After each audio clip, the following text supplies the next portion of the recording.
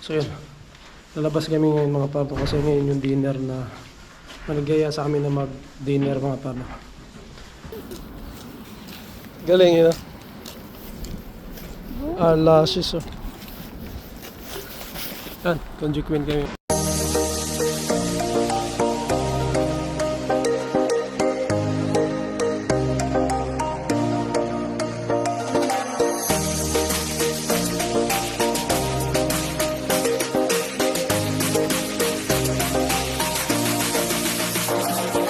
Dos Davao del Sur nandito. Oh, Canada!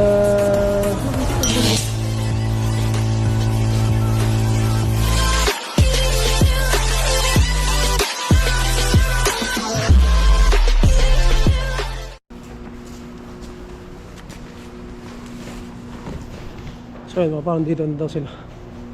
Sakto, hindi kami pwede magtagal kasi sa labas din dahil malamig. Ayan, dito na daw sila. So try natin mamaya mga parno. Hindi namin alam kung saan kami kakain, no? Pero try natin mamaya kung makapag-video tayo mga parno. Tignan natin. So yun.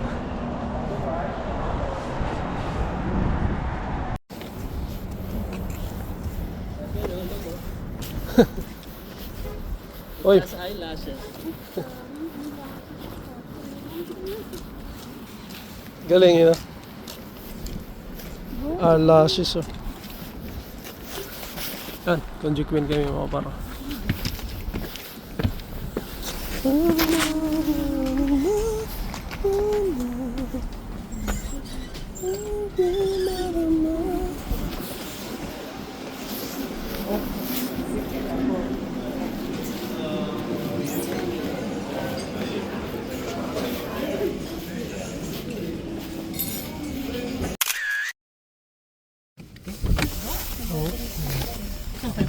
Yeah, okay.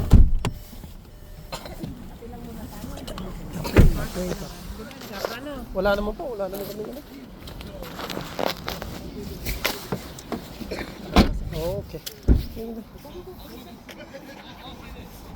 Bakit dala mo pa yung bag? Ayan mga par, timokton ka. Bakit dala mo pa yung bag? Side.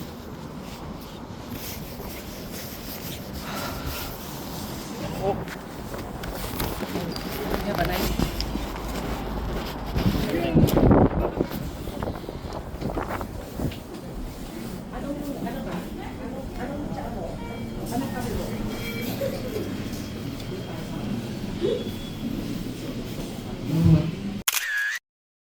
Ayun mga par, good morning. Welcome back to my channel again. So today is Sunday mga par. At nagki-prepare din tayo dahil magsi-church tayo ngayon. Pupunta tayo sa simbahan ngayon pero nag-ano pa sila, no? La Inday at si Mrs. nagpi-prepare pa. So ako mabilis lang naman ako mga par, no? Yung laging ginagawa ko mga par, no? Gusto ko maglakad-lakad ng umaga. Ang problema ay napakalamig po ngayon, no? Nung umaga na to. No, ang temperature check natin, ayun no, -4, feels like -11 mga par, no? At napakalakas pa ng hangin. So, kaya ayun.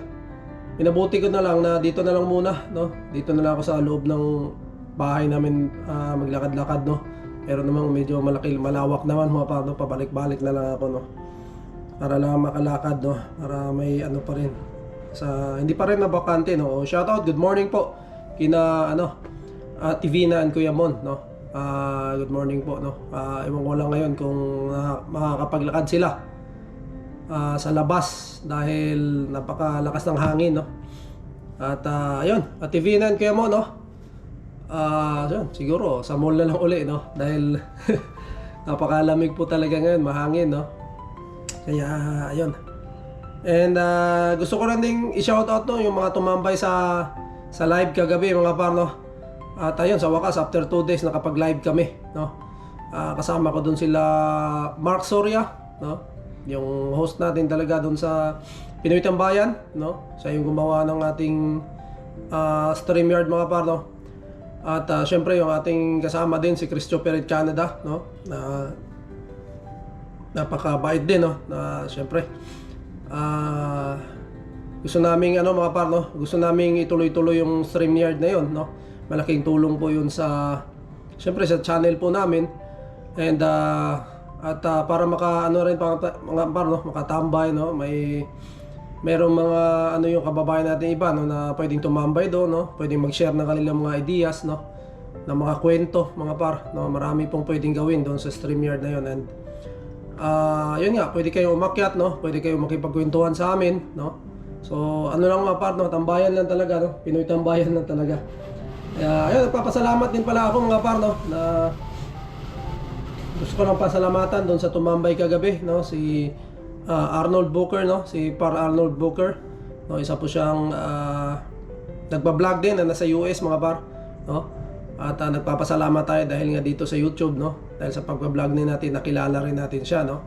Kaya ayun, malaking bagay po talaga, no.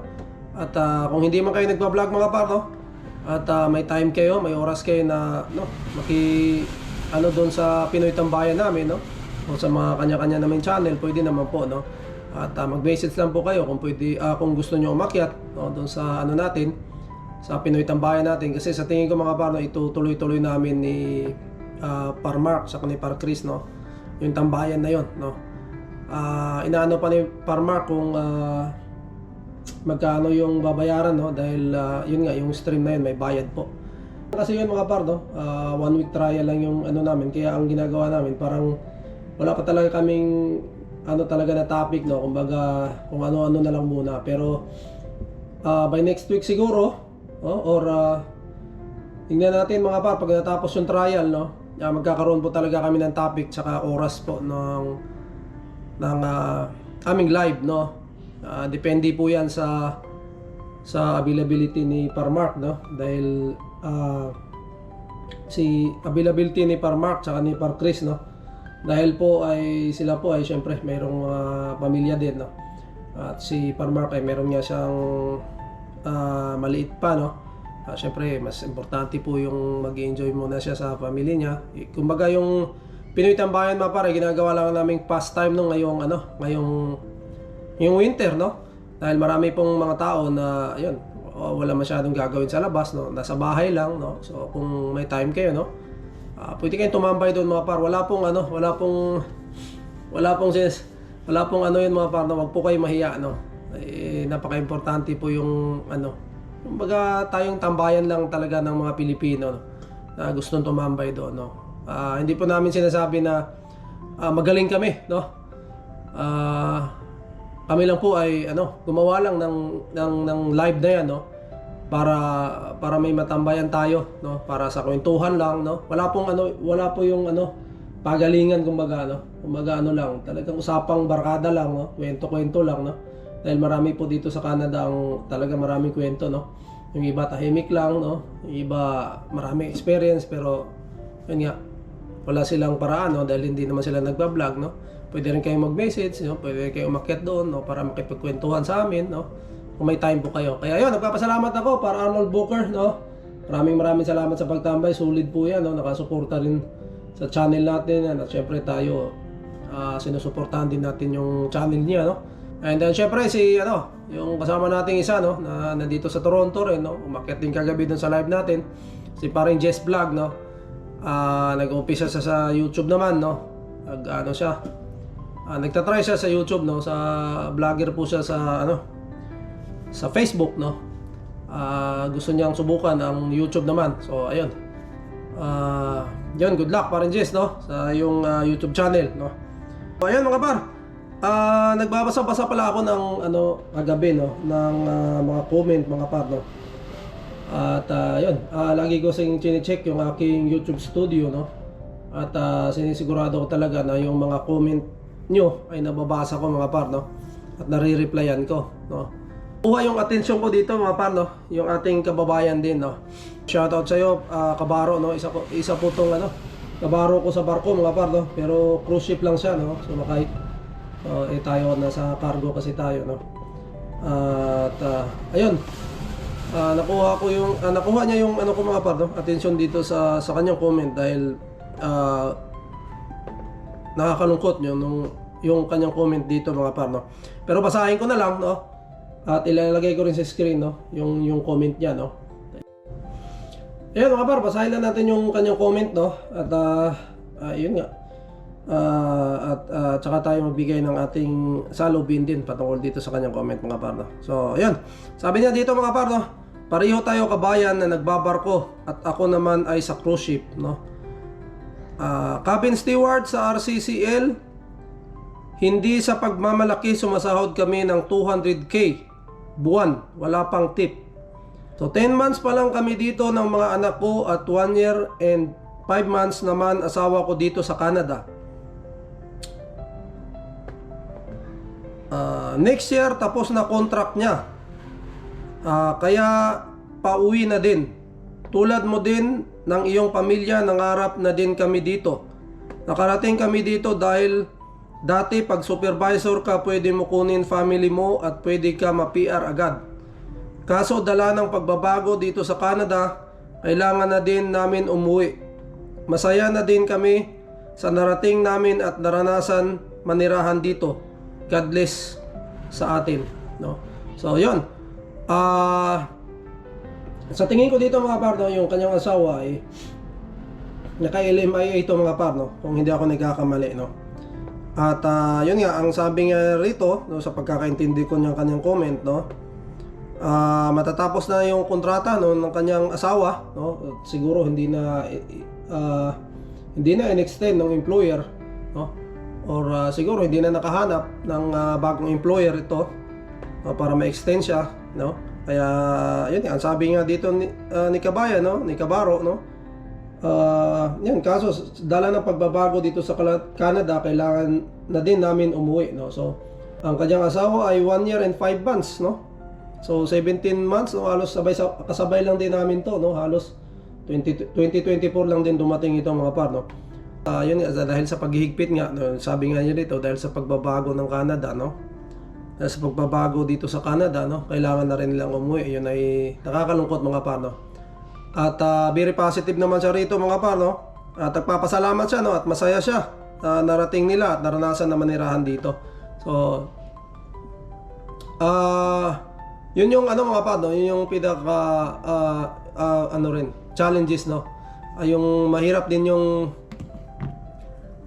ganun mga par, no? Pero yun nga, iniwan niya, no? Na ano nyo man, malaki ang sweldo niya doon sa barko mga par, no? Pero na-let go niya, no? Iniwan niya yung pagbabarko para sa pamilya na. Siyempre, para makasama namin yung aming pamilya. Dahil sa barko po ay ano po yun? Yung mag-isa ka lang, no? Hindi mo kasama ang iyong pamilya, no? Kumbaga may kontrata ka lang anuhin mga par, no? At pag natapos, tsaka pa lang makakauwi. Tapos balik uli. So, ganun ang ano ng ang barko mga par, no? So, sampa baba lang ganun. So, pero mas matagal ka sa ano mga par, mas matagal ka sa barko dahil depende sa iyo kung anong posisyon mo sa barko, no? Katulad namin na hindi naman ano mga par, no? Hindi naman official, no? Katulad namin na hindi naman official. So, ang maximum na kontrata namin mga par ay 9 to 10 months, no? Depende na lang sa agency nyo. Minsan 9 months, no? Merong iba 10 months, no? Basta ano yan mga par, no? Maximum 1 year lang talaga ang stay mo, no? Dahil may ano na po yan, bawal na po lumampas dyan sa 1 year, no? At ayun, siguro naman, no? Siguro naman kabayan, no? Kabaro, kung napapanood mo, no? Ayun nga, nalulungkot din ako sa nangyari sa inyo, no? Sa family nyo, dahil nandito na nga kayo lahat, no? At ayun nga kabayan, dahil sa pangyayari, no? Na ganyan, no? Yun nga, lagi kong sinasabi kabayan, no? Sa vlog natin, kung nasusundan mo, na meron talaga tayong mayroon talaga mga bagay na wala tayong control mga par, no? Kasi ano mga par, hindi lang yan ano, may kailangan may luck din, no? May swerte din mga par, no? Although nandoon na tayo, nagsisikap tayo, ginawa natin yung part natin, no? Ginawa natin yung lahat, no? Para maging okay tayo rito sa Canada mga par. Pero syempre, meron darating na katulad yan, no? Na bago-bago ang rules ng Canada, no? At talagang meron silang seryoso sila sa kanilang ano ngayon, na magbabawas ang tao, no? At yun nga, siguro naman yung misis mo par, no? Sinubukan niya maghanap, no? or sinubukan niyang mag-ano na ma-extend siya, syempre, no?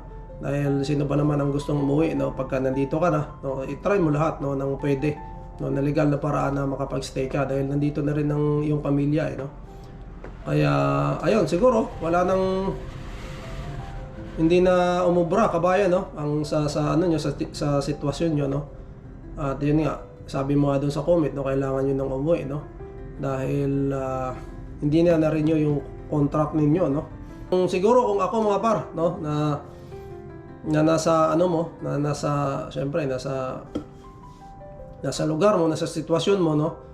At talagang uwi na, so uwi rin ako mga par, no? Yung mga connection na yan mga par, at may ilalagay na yan din doon sa experience niya, no? At pagka lumag-lumag ulo rito, pwede siya mag-apply at makikita naman niya ng employer doon na meron siyang experience, no? Canadian experience, no? Maaring makabalik pa siya rito. So, ayun ang kabayan, ganoon talaga, no? Ganoon talaga kabaro yung buhay dito, no? Walang kasiguraduhan talaga dito sa Canada sa ngayon dahil mahigpit talaga, no? At yan, kailangan nating sumunod kasi, no? Dahil tayo naman ay mga dayo lang din dito, no? Kailangan natin sumunod sa mga batas dito, sa mga rules dito sa Canada, no? Dahil yan naman po ay para sa ikabubuti ng lahat, no? Para maging maayos po ang Canada, no? At tayo po ay walang ano, wala tayong ano diyan, reklamo mga par, no? Wala tayong problema diyan dahil para yan sa kaayusan, para maging maayos muna, no? Saka siguro nila i-open uli pagka yun, naging ano na, planchado na mga par, no? At alam nyo naman mga par, no, na naabuso yung mga pathway dito sa Canada, no? Balitang-balita na naman yan, no? Talagang may mga taong na umaabuso, no? At yun nga, kaya ngayon talagang nililinis muna, inaayos muna lahat ng mga pathway, no? Para na rin sa mga future applicants mga par, no? Pumunta na Canada, no? Sabi nga doon, aralin nyo talaga yung pathway, no? Aralin yung buhay dito, no? Kung paano kayo mabuhay, kung kaya ba. Hirap po pag nag-uumpisa, no? So, kami naman kabaro ay alam mo naman, no? Kung nanood ka nung previous vlog ko, yung nangyari din sa amin, no? At talaga ngayon naghihintay kami ng result, no? At hindi ko alam kung anong magiging resulta. At kung ano man yan, no? Gagawin ko ng paraan niya. Kung kailangan kong umuwi, no? Uuwi po ako, no? Dahil talaga namang hindi na po pwede magstay, no? At bawal na, no? So kailangan nating umalis muna. So ayun, maraming salamat kay Bayan, no? Sa iyong comment at na-share mo yung sitwasyon sa ngayon, no? Alam ko mahirap, pero dasal lang kabayan at yun, may plano sa atin yung taas, no? Kung ano man yan, hindi pa natin alam sa ngayon, pero importante nakapag Canada tayo, no? Na-experience natin yung buhay Canada at yun ay pag-uwi natin mga par, dadalhin natin to sa mga sarili natin, no? Na meron tayong experience na hindi natin makakalimutan. At kung may chance mga par, no? Kabaro na pwedeng bumalik, no? Maaari naman po kayo mag-apply, no? Dahil mas lamang po kayo, no? Sa iba dahil may Canadian experience na po yung inyong asawa. So, yun, maraming salamat mga par, no? Kabaro, maraming salamat sa iyong komento, napakaganda, no? At na-share mo sa ating sa comment section yung nangyari sa iyo. Par, siguro dito ko muna tatapusin ng Kim Vlog, no? So, happy Sunday sa lahat, no? To God be all the glory. Keep warm and we'll see you in the next one. Bye! Alright.